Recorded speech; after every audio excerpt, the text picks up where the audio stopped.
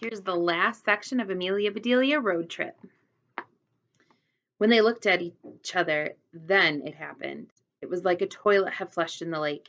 The pizza disappeared into the biggest mouth Amelia Bedelia had ever seen on a fish. Audrey let the fish take the dough ball to the bottom. Then she leaned back hard to set the hook and snag the fish. "Did you get it?" asked Amelia Bedelia. "I think so," said Audrey.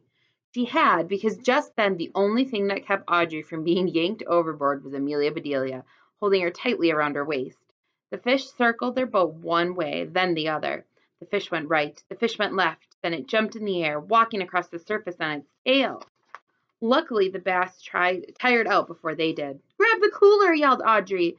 "How can you be thirsty at a time like this?" asked Amelia Bedelia. "Empty it and put it in the lake," said Audrey. Amelia Bedelia held the cooler overboard and let it fill with lake water.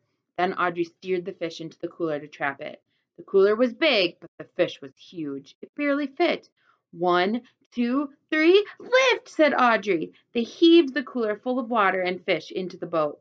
Water slooshed and the fish flapped, but they did it, and then they collapsed in giggles. Suddenly Amelia Bedelia remembered the symbols of the boat and the fish on their map. The fish was almost as big as the boat. Her fortune had come true. Entries, prize, fish, 10 minutes. The staticky loudspeaker on the public dock told them they were running out of time. "Hurry, Soaky!" shouted Audrey. They took turns rowing and holding the top of the cooler until they got to the public dock. "We were getting worried about you two," said Doc. "Hurry, it's almost over." "Dad, help us!" shouted Amelia Bedelia as they struggled with the cooler. Amelia Bedelia's father and Doc each grabbed a handle and hoisted it onto the dock. "Whew!" said Doc. "What's in here?" $500, said Amelia Bedelia. Chapter 13, Miss Really Big Mouth. Audrey and Amelia Bedelia threaded their way through the crowd with the help of Doc yelling, "Gangway!" and coming through. At last they arrived in front of the very official-looking judges, a big scale and a tape measure on a table. The newly crowned Miss Big Mouth stood beside them, shimmering like a mermaid in a sparkly green cape and tiara. "Okay, young ladies," said one of the judges, "you're in just under the wire." Amelia Bedelia looked up. She saw balloons shaped like fish, but no wires. The girls lifted the cooler lid together. "Whoa-ho-ho!" sputtered Doc. Amelia Bedelia's father just opened and closed his mouth like the fish himself, but no words came out. A hush fell over the crowd. "Hold up your lunker, ladies, and let's everyone have a look," said a judge. Audrey took the head, Amelia Bedelia grabbed the tail, and on the count of 3 they hoisted their fish in the air. The crowd gasped. So did the judges. A photographer started snapping pictures for the paper. Her camera made annoying little flashes right before the big flash. Those flashes always made Amelia Bedelia close her eyes, and that's what she did. But since the bass had no eyelids, the flashes startled him back to life. He flicked his tail hard and soared up, up, up into the air. "Grab him!" yelled Amelia Bedelia. "Come back here," yelled Audrey, and come back he did, landing right on top of Miss Big Mouth's head. Her tiara popped up and came to rest on the head of the monster bass, crowning him king of the Big Mouths. That's when Miss Big Mouth gasped, then let out a scream heard clear across the lake. She dove into the water. King Big Mouth landed with a big splashy plop and swam away for freedom, crown and all. Although absolutely everyone agreed that Amelia Bedelia and Audrey's fish had been the winner, it had never been officially weighed or measured, so the judges had to declare another winner. The lucky fishermen thanked the judges, shook their hands, and then signed the prize check over to Amelia Bedelia and Audrey. The next morning, Amelia Bedelia's dad packed up the car to go back home. Doc, Mrs. Doc, and Audrey came over to say goodbye. "Soaky!" yelled Audrey. "Look at this!" She held up a copy of the Large Lake Mouth News. On the front page was a picture of Audrey, Amelia Bedelia, and their bass. Even though Amelia Bedelia had her eyes closed, she knew she'd keep that photo forever. They all had a good laugh, but even so, the morning was a sad one. Amelia Bedelia's mother baked blueberry muffins for Doc and wrote down the recipe for her easy breezy appetizer for Mrs. Doc. Amelia Bedelia had picked a bunch of wildflowers for Audrey, and the girls arranged them in a pretty purple vase. Amelia Bedelia's dad fixed the leaky faucets in the cabin so that when the mayor's family came to stay, they would spend the whole time relaxing instead of working. Plus, he topped off the gas tank in their boat. As the grown-ups said their goodbyes, Amelia Bedelia and Audrey stood together on the dock and looked out at Lake Largemouth one last time. "Do you think our bass is back home at the stump?" asked Audrey.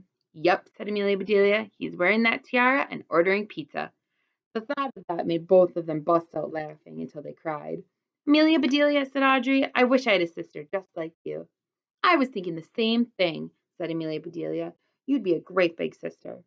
They hugged one last long, hard hug, and then Amelia Bedelia climbed into the car. She lowered her window and yelled, Smell you later, Stinky. Stay dry, Soaky, shouted Audrey. The cabin and Lake Largemouth disappeared in a cloud of dust as Amelia Bedelia's family drove off. Chapter 14, Rome Sweet Home. The drive home was very different. There was no more roaming. There were no more getting lost. They had got on the highway and zoomed. The road was smooth, so Amelia Bedelia worked on her journal. It was her longest entry yet. She wrote down everything she was thinking about Audrey and Lake Largemouth and catching the biggest bigmouth. After a while, Amelia Bedelia's father looked at her in the rearview mirror and asked, How big was your fish? Amelia Bedelia huddled up her hands to show him. Then she made it a bit bigger. Amelia Bedelia's mother smiled. Like father, like daughter, she said. Sweetie, you look tired. Try 40 winks.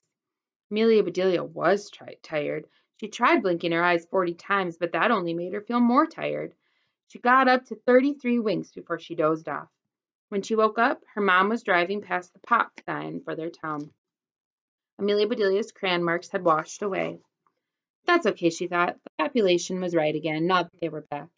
They stopped at the Paul Palace to pick up Finally, who wiggled and waggled and kissed Amelia Bedelia again and again, then headed to their house. They turned into the driveway, and Amelia Bedelia felt the car go bump, bump over the uneven sidewalk. That's when she knew she was home at last. Wow, said Amelia Bedelia's father, pointing at the odometer. Look at that. We drove 502 miles exactly. Next time, said Amelia Bedelia, let's roam for 1,000 miles, like Mom's fortune. That's the spirit, said her father. You two can go. Just send me a postcard, said her mother, turning off the car. The daisies that had been in full bloom when they left were now gone, all but one. Amelia Bedelia's mother picked it. Welcome home, honey, she said to Amelia Bedelia's dad. That was fun. Same time next year, he asked. Yay, yelled Amelia Bedelia. Amelia Bedelia's mother tucked the daisy behind her ear and smiled. Amelia Bedelia raced around the house, making sure everything was there. She ran into her room. Her dolls and stuffed animals stared back at her. They looked surprised to see her, yet something was different. Something had changed. She glanced at herself in the mirror. Her hair was a little bit longer. She'd grown a teensy bit taller. More freckles had bloomed across her nose to keep the others company. But that wasn't it. When she looked into her own eyes, she realized that she was what had changed. She had taken this trip and would never be the same.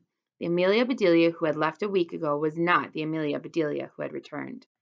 That night, Amelia Bedelia took her journal out of her backpack. Thumbing through it, she could recall their whole vacation, the boring and fun and frustrating and fantastic parts. It was all there, waiting for her. She taped in the picture of Audrey and her and their fish. Then she remembered her father's fortune, the one from the Chinese restaurant. Now she had the perfect spot for it. She taped it to the top of the page. Amelia Bedelia read the fortune out loud. Follow your dreams. Then she wrote her shortest entry of all. Amelia Bedelia turned out her light and went to sleep, to work on her own dreams. The end.